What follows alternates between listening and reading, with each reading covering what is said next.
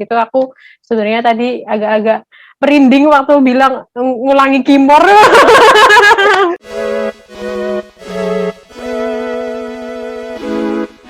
Hello guys, welcome back to my channel or welcome if you are new here. Jadi di malam hari ini malam-malam ya kita recordnya, kita akan ngobrol-ngobrol sama teman-teman aku ini dari beberapa peminatan yang ada di Farmasi UGM. Jadi kita itu ada 7 peminatan yang bisa diambil waktu semester 7. Nah, peminatannya itu ada apa aja, nanti kita suruh mereka kenalan sendiri-sendiri aja, karena aku juga lupa ingat singkatannya apa gitu. Jadi kalau dari aku Vina, seperti yang sudah kalian tahu. Aku peminatan farmasi industri. Terus aku Asti dari peminatan FMR, panjangannya Farmasi Masyarakat dan Regulasi. Nama aku Zura dari peminatan riset dan pengembangan obat. Ya udah itu aja sih. Halo, aku Lala dari peminatannya FRS atau Farmasi Rumah Sakit. Halo semua, nama aku Ninta dari peminatan OT atau obat tradisional. Halo, aku Gigi, aku dari kosmetik dan makanan. Halo, aku Hanina, aku juga dari kosmetik dan makanan sama kayak Gigi. Aku Mutia Nadifasari, biasa dipanggil Mutia, dari MDP, itu adalah singkatan dari Farmasi Manajemen Distribusi dan Pemasaran. Kalau aku Hatvina dari Farmasi Industri sama kayak Vina. Yeay, oke. Sudah selesai perkenalan yang sangat awkward. Kita santai aja. Oke, jadi langsung ya, aku udah membuat beberapa pertanyaan yang untuk teman-teman semua di sini. Ya, pertanyaan pertama adalah, kenapa kalian mau pilih peminatan kalian sekarang ini?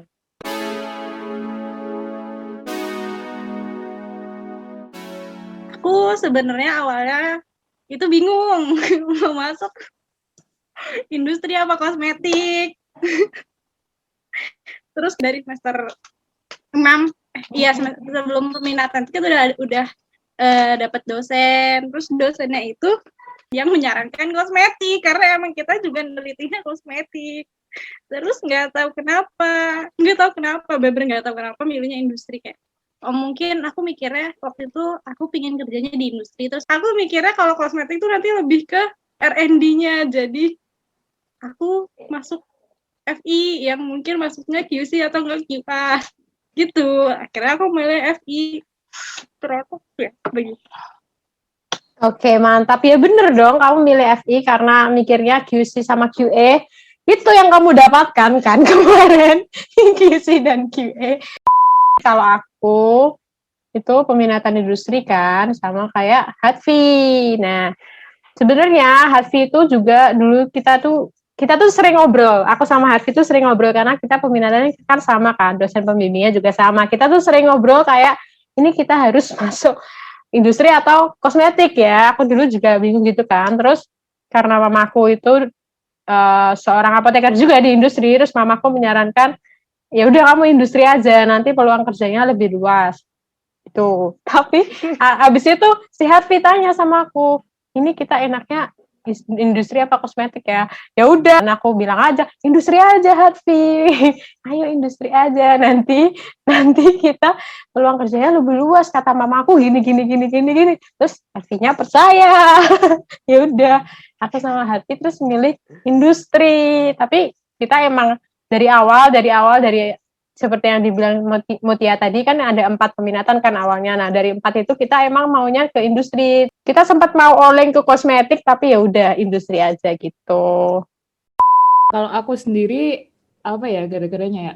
Mungkin gara-gara riset kan luas kan, dari hulu ke hilir mesti ada riset. Nah, itu aku mikirnya istilahnya paling luas di antara semua peminatan gitu aja sih. Keren, beda emang. Kalau orang riset emang, keren. Mantap, Zura. Ayo, next. Oke, kalau aku kenapa pilih OT, sebenarnya tuh dari dulu emang suka yang berbau bahan alam gitulah pokoknya. Terus kayak, kalau kita dulu tuh ada matkul kayak teba, fitoterapi itu ya suka aja dari situ. Terus pas sosialisasi sih terlihat kayak paket lengkap gitu. Jadi ya udah akhirnya milih OT. Seperti itu. Kan udah kan, kenapa kamu milih peminatan itu? Nah, terus sekarang pertanyaannya adalah, apa saja yang dipelajari di peminatan kamu gitu. Jadi apa aja sih yang kemarin selama 1 semester udah kalian pelajari? Aku tahu di sini kita tidak mungkin ingat secara persis apa yang dipelajari karena ya sebagai mahasiswa itu umum banget, itu normal kalau kita emang punya satu mata kuliah yang emang kita suka dan ada mata kuliah lain yang ya udahlah yang penting nggak ngulang pasti ada. Jadi nggak apa-apa, itu normal. Terus, jadi kita mulai dari apa saja yang dipelajari di peminatanmu dulu.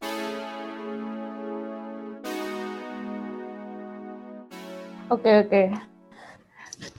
Jadi peminatan RPO itu jelas tentang riset kan, nah riset dan pengembangan obat. Nah di RPO itu pas waktu kuliah awal seingatku ya itu bahas tentang reaksi-reaksi gitu. Jadi kimor banget gitulah, kimia organik. Nah terus kayaknya 3 minggu pertama itu masih berkutat sama kimia organik gitu. Jadi nanti ada reaksi kayak ngulang di kimia organik 1-2.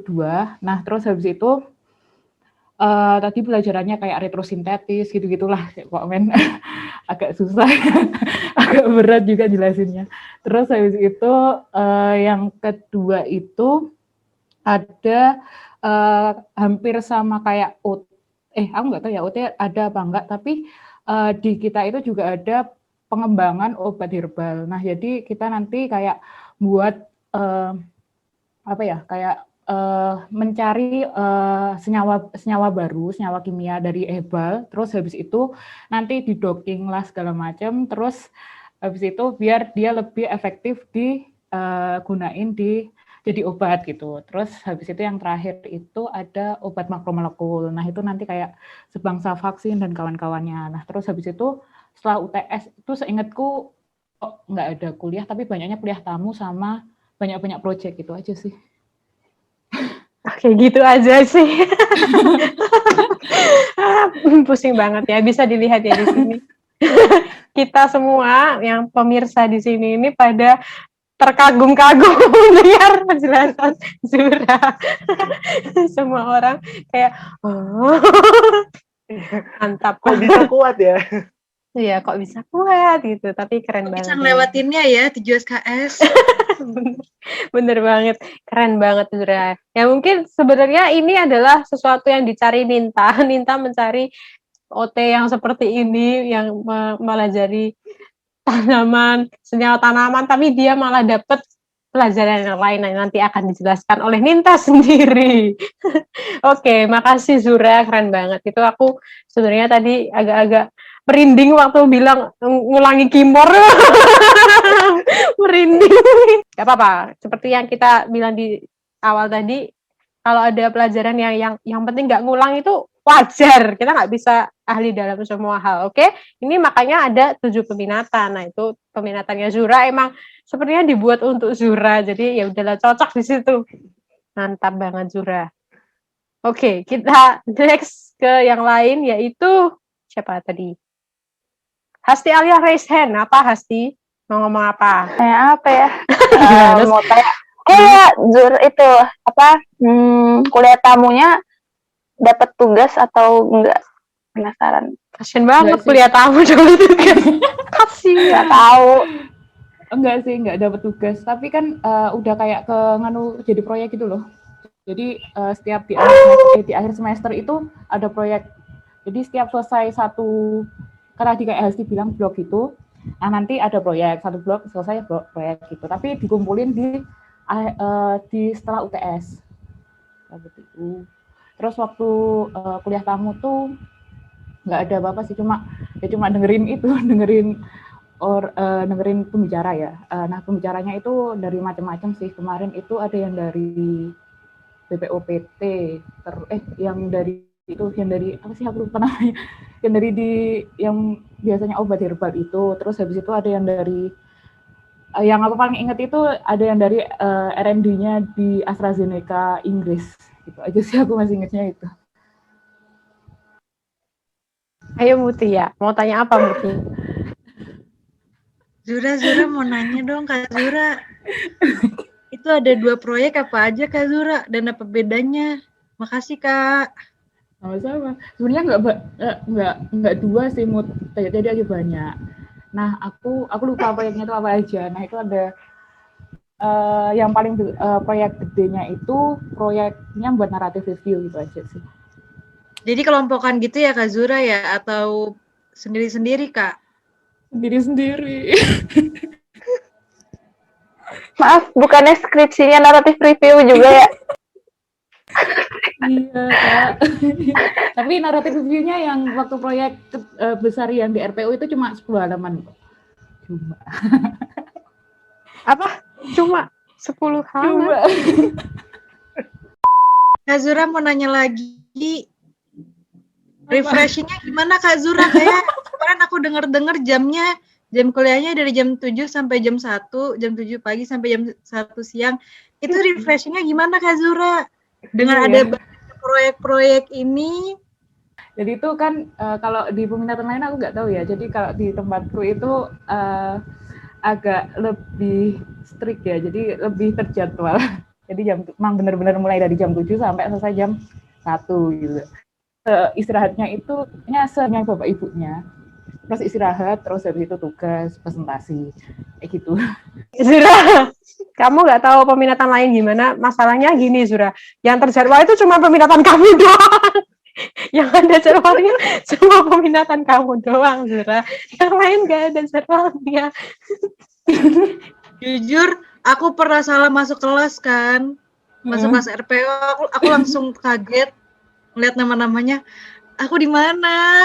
Aku langsung live. Silakan, Cinta. Oke, kalau di OT itu sebenarnya tujuan utamanya tuh pengembangan produk dari bahan alam sama juga bisnis ya. Jadi yang pertama itu yang dipelajari itu terkait regulasi-regulasinya, misalnya kayak regulasi tentang OT di BPOM atau CPOTB, cara pembuatan obat tradisional yang baik, itu dipelajari dan dikupas tuntas di awal-awal. Nah, setelah itu kita langsung dikasih tugas untuk merancang satu produk, mulai dari formulasi, alur produksi, packaging, sampai jaminan kontrol kualitas dan jaminan mutunya nanti kalau mau diregistrasi. Dan kita juga harus mengerjakan draft registrasi produk yang kita rancang itu untuk diregistrasikan ke BPOM. Jadi intinya belajar tentang aturan-aturan dan materi lagi. Pokoknya persyaratan administrasi, terus rancangan produk kamu sendiri, mulai dari formula sampai jaminan mutunya, terus baru yang terakhir kita disuruh bikin bisnis plan. Itu yang bikin aku kaget, ada di OT ya guys. Jadi OT itu nggak cuma untuk pengembangan produk. Kalau untuk pengembangan produk atau pembuatan produk itu tuh nggak seribet RPO sepertinya. Jadi itu adalah next level dari OT ya. Jadi yang dipelajari itu kayaknya pembuatan formula itu biasanya diambil dari formula-formula empirik masyarakat atau mungkin yang dari data-data yang udah dirangkum dalam buku itu baru dikembangkan atau diformulasikan. Jadi itu aja sih yang di OT kurang lebihnya. Terus ada juga pembicara tamu dari beberapa industri kayak Sido Muncul, terus beberapa industri lainnya tuh ngadirin pembicara bagian marketingnya. Jadi untuk ngajarin terkait pengolahan lagi istilahnya kayak belajar bisnisnya lah untuk obat tradisional gitu, karena memang tujuan utamanya adalah menciptakan pebisnis muda gitu yang bisa ya apoteker pebisnis muda gitu. Intinya kayak gitu sih kalau OT. Jadi nggak cuma belajarin, tapi intinya kalau misalnya obatnya nggak detail kayak RPO, terus alurnya ya ribet aja karena registrasi semuanya kita juga harus tahu. Sama kalau gampangnya diingat, kita tuh seperti pemilik industri atau usaha. Jadi kita yang harus nyiapin semuanya dari pendirian usaha, pembuatan obatnya, sampai izin-izinnya, sampai ke pemasarannya. Jadi udah pelajari semuanya yang bagian itu. Itu aja sih OT. Mantap banget, malah belajar bisnis juga ya OT ya. Ekspektasi kamu pertamanya emang apa nih di OT? Emang belajar bisnis juga gitu? Itu ekspektasi utamanya tuh kayak ya udah kayak penemuan obat gitulah, misalnya ada senyawa target yang kita mau ambil, oh dipelajari tuh cara isolasinya gimana, terus misalnya formulasi, oke lah formulasi tuh dapet banget kayak, tapi nggak diajarin banget kayak ya udah kamu nyari formula, terus kita bahas nih formula kamu nih kurangnya apa gitu, dasar pemilihan formulamu apa, jadi kamu mempertanggungjawabkan apa yang kamu cari gitu, nggak yang kamu diajarin cara mencarinya, nggak kayak gitu lagi, kamu mempertanggungjawabkan apa yang kamu cari.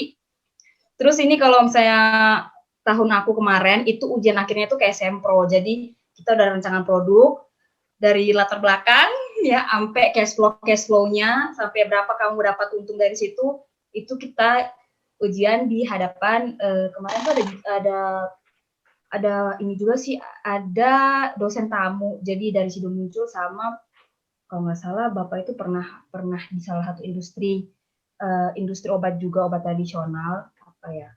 Jadi ada dosen tamu dan dosen kita. Jadi kita mempertanggungjawabkan itu yang aku nggak nyangka banget karena ada bisnisnya. Malah dominan ke situ dibanding ke penemuan obatnya. Gitu. Mantap banget. Langsung ya sama praktisi dari industri.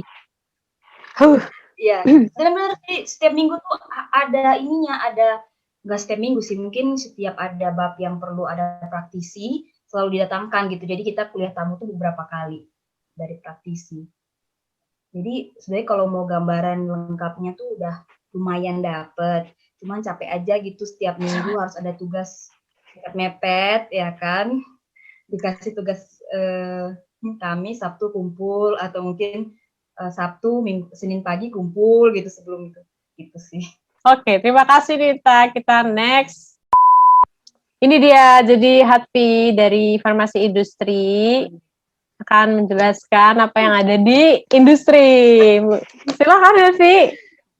Jadi kan karena aku di industri bareng Vina, jadi ngeliatnya bareng Vina. Sudah keduga ini akan terjadi. Ya udah kita combine aja. Ya, jadi gimana? Kamu dulu deh. Kalau di industri ya, kalau di industri itu, kalau di industri kita tuh diajar sama 5 dosen ya, dosen utamanya lah. Ya pokoknya gitu. Yang pertama itu belajar tentang, nggak belajar sih, kayak pengenalan gitu loh, gimana industri itu, gimana cara kerja industri, terus apa namanya tata letak bukan, kepala bukan, struktur bekerja di industri itu siapa aja, direkturnya apa, QC itu di bawah siapa, QA itu di bawah siapa gitu. Terus selanjutnya habis itu kita tuh belajar tentang CPOB atau cara pembuatan obat yang baik. Itu gimana sih kalau misalnya kita buat tablet tuh kondisi ruangannya kayak gimana, terus alat-alatnya tuh kayak mana, mesinnya pakai apa, kalau tablet salut pakai mesin apa, mixer apa, terus berapa line produksi idealnya biar produknya itu sesuai target harian gitu pokoknya. Terus gimana kalau misalnya gimana sih kondisi ruangannya, perairan, iya harus ada airnya gimana, terus gedungnya gimana, pokoknya gitu menyusunnya. Terus yang bertanggung jawab pas produksi siapa, yang bertanggung jawab pas pembersihan siapa, pokoknya semuanya tentang bagaimana Anda membuat obat yang baik dan benar. Terus udah habis itu gimana selanjutnya Vina? Tiba-tiba agak shock. Ngapain? Kita kadang belajarnya gitu doang, kayak gitu doang. Jadi habis itu kita belajar itu uji kayak peminatan yang lain kan. Kalau kita bikin produk itu harus diuji dulu kan. Nah, kita itu belajar bagaimana cara menguji kualitas produknya itu, biar produk yang kita bikin itu benar-benar berkualitas gitu. Nah, ujinya itu ada banyak sih, dulu tuh yang diajarin tuh ada uji bioavailabilitas, BABE, pokoknya bioavailabilitas sama bioekivalensi ya itu. BABE, cari aja di internet BABE. Nah, itu diajarin itu juga sama pengujian kandungan obatnya. Jadi kayak kimia analisis gitu, sama pakai kromatografi. Jadi intinya aku sama Harvey itu sebenarnya itu suka suka membuat obat, suka. Tapi kami Nggak suka analisis. ya kurang sedikit berminat di analisis. Di analisis. Lalu kami masuk farmasi industri. Karena kirain kan kayak CPOB-nya nih pasti yang banyak. Ya. Kayak, soalnya kita kayak seru aja kayak mikirin gimana sih biar produksinya itu efektif. Ya, Berjalan secara gimana? efektif. Iya, Tapi benar. ternyata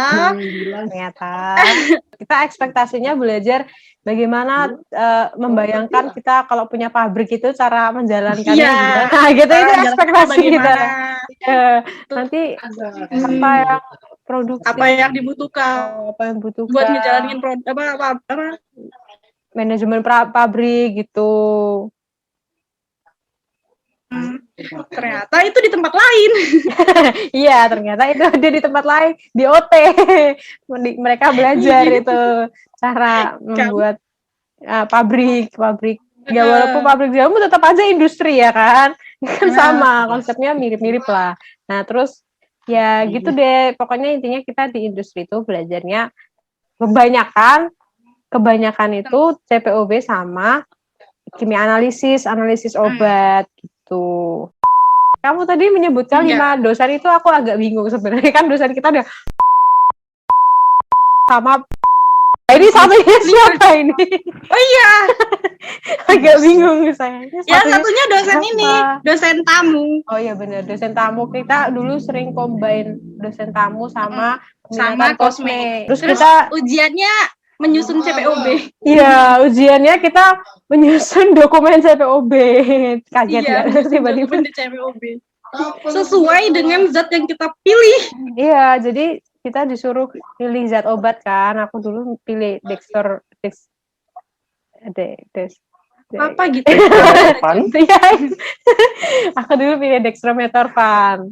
Terus Harvey nggak tahu pilih apa. Bla bla bla tablet. Nggak, salah. Nggak. Aku pilih dexamethasone. Aku selalu kembali antara dua itu. Aku selalu kembali. Bahaya. Aku pilih dexamethasone, bikin tablet. Mungkin kalau besok udah nggak corona, mungkin kita nanti dapat magang gitu kan. Seru pasti kalau udah nggak corona. Seru. Pasti ada magang di industri yang beneran kamu insight terbuka jalan pikiran kamu.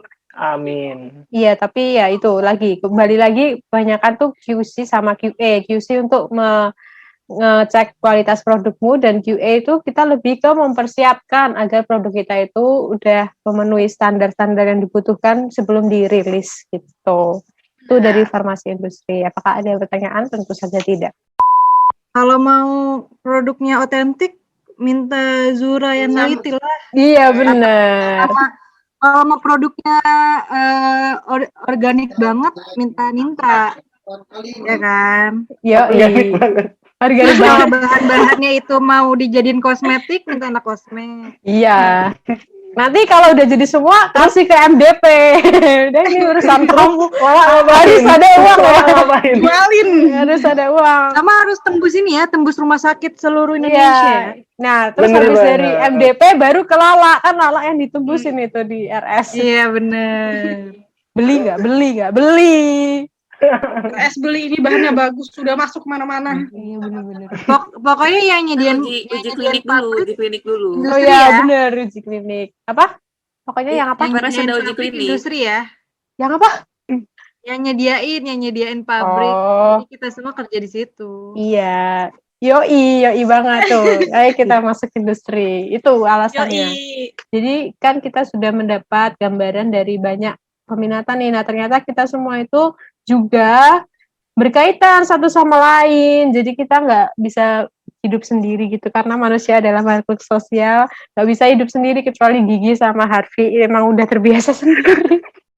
Jadi dari sini kita bisa tahu kan gambaran apa sih yang bakal dipelajari ketika kita memilih salah satu dari banyak peminatan yang ada di farmasi. Itu ada 7 kan. Nah gitu.